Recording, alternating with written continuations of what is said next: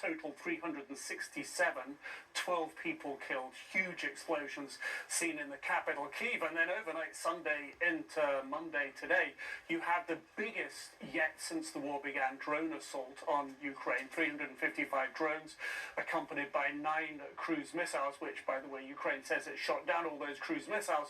But it gives you something of a sense of the scale of assault that President Putin had in mind when he went into that prisoner exchange on Friday. Clearly, President Trump unhappy, but perhaps beginning to see what some of his allies already see, that Putin has his own agenda, and it's not one that's going to curtail itself to what President Zelensky says or President Zelensky's Western backers. So the question then becomes, how does President Trump take this forward? It's clear that in his conversations so far, he's considered President Putin as somebody who he can talk to. Is this a real sea change in what President Trump's analysis of President Putin is?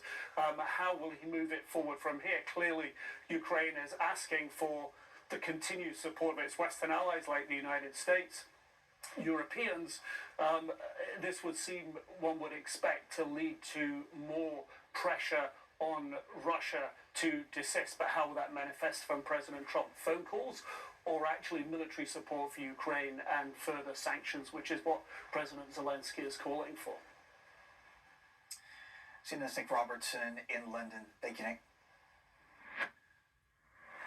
North Korea has arrested 4 people it blames for the failed launch